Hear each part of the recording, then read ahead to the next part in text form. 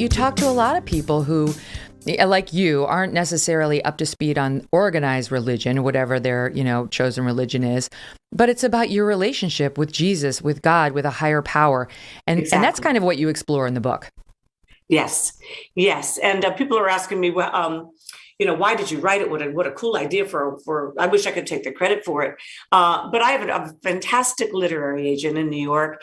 And on the surface, he looks like somebody I would have very little in common with. We don't share much that it's similar. He is a man, he's gay, he's Asian, he's raised a Buddhist, but I love him to pieces. I think he's fantastic. And I just respect him a lot, and I value him.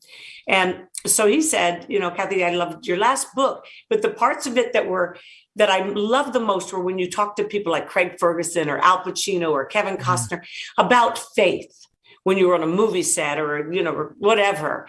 And he said, would you ever consider doing a whole book about with maybe 25 people that will be willing to share it? And I said, do you think anybody would be interested in that? He goes, I would be. And so I just thought, with what we're going through, Megyn, in this world today, people, you say something somebody doesn't like, they cancel you. You don't vote. You got a D or an R behind your name, and they just cancel you. You worship in a different way, or you think a different way, or you vote a different way, and you're just gone. And that is the antithesis of Christianity. Mm-hmm. That's the antithesis of Jesus. He never canceled anybody. He went out of his way on a daily basis to love people, to find them right where they were, and to love them just the way they were. And that's the kind of life I want to live. I want to be a blessing to people. It's a much better way to live than to be a burden.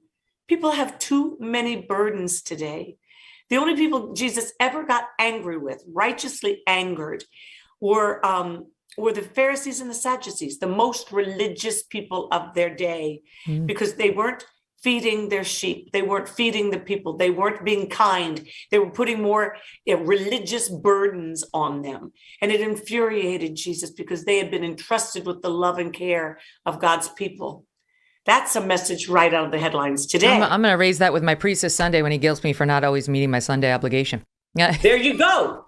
There you go. We don't need this, Father. But wait, I wanted to tell you a story because I thought the book is perfectly timed.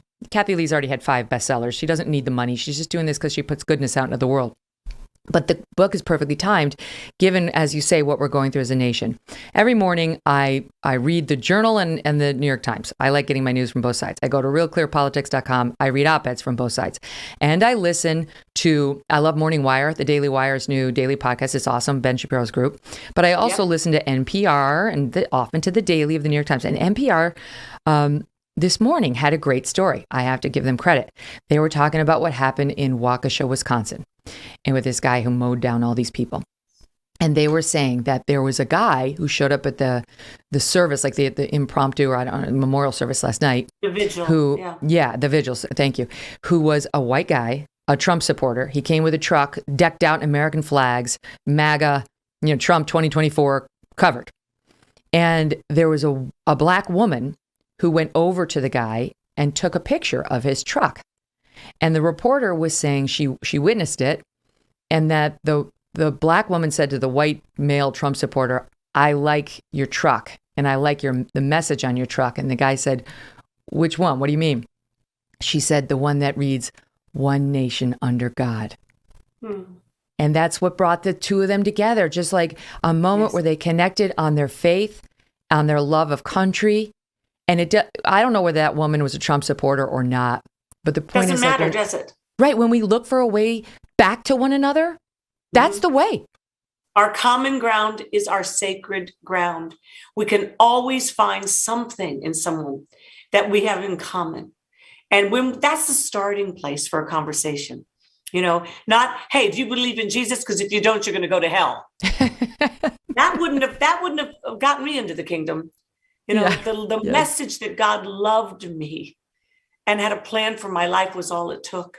And I think that I have discovered in my life, whether I was at a set with Regis or on set at the Today Show with Hoda, or whether I was on the movie set with Craig, when I love people, something happens chemically. I'll never forget. And this broke my heart. I was on the set of Then Came You, the movie I wrote for Craig and for me to do in Scotland. He said, Kathie, why do you love me and Ricky, meaning Gervais, so much? Why do you love us? We're not good guys. We don't share any of your anything. And I said, why wouldn't I love you? You're fun, you're hysterical, you're kind, you're a good person. God loves you, and I love everybody God loves. And he said something to me, Megyn, that literally broke my heart, and it should break every person of faith's heart. He said, no person of faith have ever told us that they love us. And I went, what? I said, then you haven't met a person of true faith yet. Because no follower of Jesus would ever give any message other than God's love to a person. And anybody who does and says that they're a follower of Jesus, they aren't. You just have to understand that. You got to know a little bit about whether you believe in Jesus or not. There's ways to find out how he lived his life and ultimately sacrificed it out of a place of love and forgiveness and loving kindness. And at the end of the shoot, he said, I still don't believe in your guy. To which I said, you mean our guy? He goes, okay, our guy. And he said, but I said, I know that. I said, but you know what, Craig, I really do believe with all my heart that that you would say that the way Jesus lived his life and the way he exemplified love and forgiveness and kindness is the pattern of perfection that we should all seek in a human life. And he goes, 100%. I said, welcome to the kingdom of heaven.